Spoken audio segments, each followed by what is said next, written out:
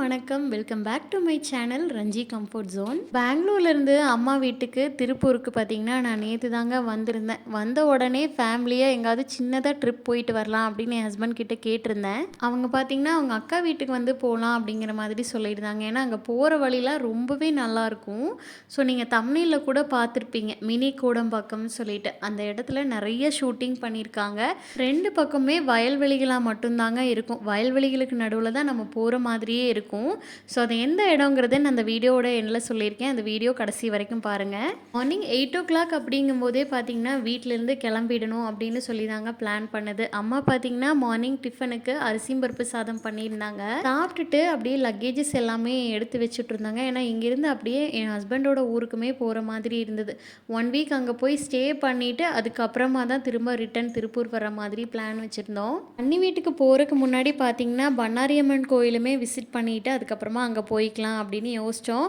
So போகிற வழி எல்லாமே பார்த்திங்கன்னா 2 பக்கம் மரம் நல்லா இருந்தது. அதே மாதிரி வாழை மரம், தென்னை மரம், இது எல்லாமே பார்க்க முடிஞ்சுது. ரொம்ப அழகாக இருந்தது பார்க்குறதுக்கு. ரியாஷ் குட்டி பார்த்திங்கன்னா எங்கள் வீட்டில் வண்டி எடுக்கும்போது தூங்க ஆரம்பித்தவங்க. பண்ணாரி கிட்ட வந்து ஒரு டீ கடையில் ஸ்டாப் பண்ணும்போது தான் ஐயா எந்திரிச்சாரு. அப்படியே பேக்கரியில் டீ, வடை இதெல்லாம் வாங்கி சாப்பிட்டுட்டு லியாஷ் குட்டி வந்து அந்த வடையை பார்த்தோன்னே ரொம்ப டெம்ட் ஆகிட்டான் போல், வேணும்னு கேட்டான்.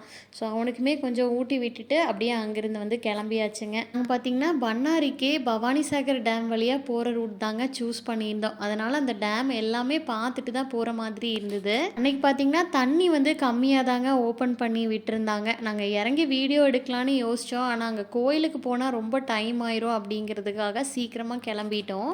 நாங்கள் பார்த்திங்கன்னா சண்டே அன்னைக்கு இந்த கோயிலுக்கு வந்து போனதுனாலே என்னமோ தெரிலங்க, பயங்கர ரஷ்ஷாக இருந்தது. ஒரு 11 மணி போல் நாங்கள் கோவில் ரீச் ஆகிட்டோம். அப்போவே பார்த்திங்கன்னா பொது தரிசனத்துக்கு பயங்கர கூட்டம் நின்றுட்டு இருந்தது. பொது தரிசனத்தில் சாமி பார்க்கணும் அப்படின்னா ரொம்ப லேட் ஆயிரும் அப்படின்னு சொல்லிட்டு 15 ரூபா கட்டி அந்த லைனுக்கு வந்து நாங்கள் சாமி தரிசனத்துக்கு போயிட்டோங்க. இந்த வழியில் போனால் சீக்கிரமாக சாமி தரிசனம் பண்ணிடலாம் அப்படின்ட்டு போனோம். ஏன்னா லைனுமே சீக்கிரம் மூவ் ஆகிட்டு இருந்தது. பார்த்தா ஒரு 11:30 போல் உச்சிக்கால பூஜைக்காக அப்படியே எல்லாரையுமே ஸ்டாப் பண்ணி வச்சுட்டாங்க. பூஜையெல்லாம் முடிஞ்சு சாமி தரிசனம் பண்ணுறதுக்கே பார்த்தீங்கன்னா ஒரு 12:30க்கு மேலே ஆயிடுச்சுங்க. இந்த மாதிரி லைனை நிறுத்தி வச்சது யாருக்கு ஹாப்பியோ என்னமோங்க. லியாஷ் குட்டி பார்த்திங்கன்னா அந்த கம்பியெல்லாம் பிடிச்சி இழுத்துட்டு ரொம்ப என்ஜாய் பண்ணிகிட்டு இருந்தான். நாங்கள் கோவிலுக்கு போகும்போது இருந்த கூட்டத்தை விட நாங்கள் கோவிலில் சாமி தரிசனம் பண்ணிவிட்டு வெளியே வந்ததுக்கப்புறம் ரொம்பவே கூட்டம் ஜாஸ்தி ஆயிடுச்சுங்க. 15 ருபீஸ் தரிசனத்துக்கே பார்த்திங்கன்னா ரொம்ப தூரம் கூட்டம் இருந்ததுங்க. அதுவும் பொது தரிசனத்துக்கெல்லாம் சொல்லவே வேணாம், ரொம்ப நேரம் ஆகும். ஏன்னா அவ்வளோ லைன் நின்றுட்டு இருந்தது. எவ்வளோ நேரம் வெயிட் பண்ணாலும் சாமி தரிசனம் மட்டும் ரொம்பவே நல்லா இருந்ததுங்க. அந்த அம்மாவை ரொம்ப பொறுமையாக பக்கத்தில் நின்று சாமி கும்பிட்டது ரொம்ப மனநிறைவாக இருந்துச்சு. ரியாஷ் குட்டி பிறந்ததுக்கு அப்புறமா பெங்களூர்லேருந்து ஒவ்வொரு டைமும் நாங்கள் ஊருக்கு வரும்போதெல்லாம் இந்த கோவிலுக்கு வரணும் அப்படின்னு பிளான் பண்ணிகிட்டே இருப்போம். ஆனால் வரவே முடியாது. என்னமோ இந்த டைம் இந்த கோயிலுக்கு வந்தே ஆகணும் அப்படின்னு சொல்லிட்டு இந்த கோயிலுக்கு வந்து சாமி தரிசனமும் பண்ணியாச்சு. இந்த அம்மன் பார்த்திங்கன்னா ரொம்ப ரொம்ப சக்தி வாய்ந்தவங்கன்னு சொல்லுவாங்க. நார்மல் நாள்லேயே பார்த்திங்கன்னா அவ்வளோ கூட்டம் வருது.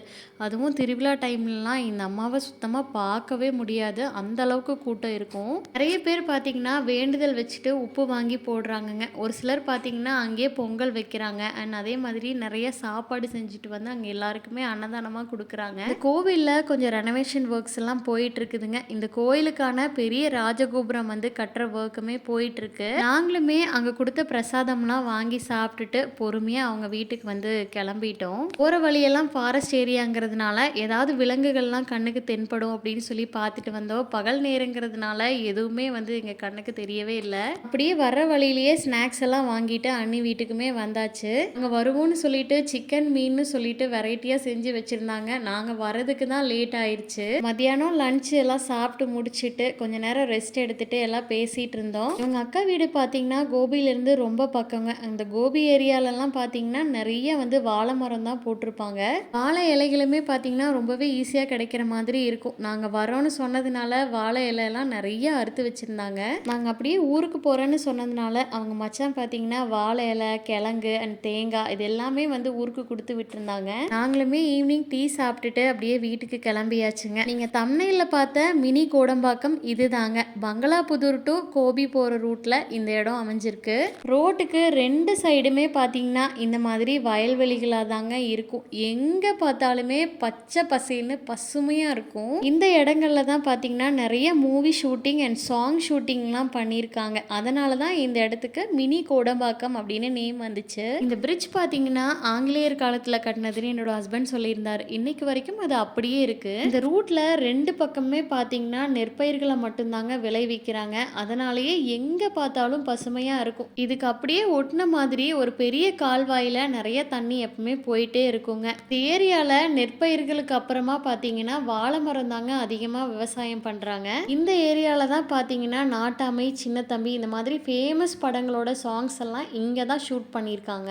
இந்த பெரிய வாய்க்கால் வழியாக தாங்க இந்த நெற்பயிர்களுக்கு தேவையான எல்லா தண்ணியுமே போகுது. இந்த பெரிய வாய்க்கால் இருந்து இந்த தண்ணி கிளை கிளையாக பிரிஞ்சு இந்த வாய்க்கால் பேர் பார்த்தீங்கன்னா குப்பு வாய்க்கால்னு சொல்லுவாங்க. இது வழியாக தான் தண்ணி ரொம்ப தூரம் டிராவல் பண்ணுது. இந்த பெரிய வாய்க்கால்ல இருந்து கொப்பு வாய்க்காலுக்கு தண்ணி பிரித்து விடுறதுக்காக இந்த மாதிரி ஒரு இடம் இருக்குங்க. ஸோ அது வழியாக தான் பார்த்தீங்கன்னா கிளை கிளையாக பிரிஞ்சு போகுது.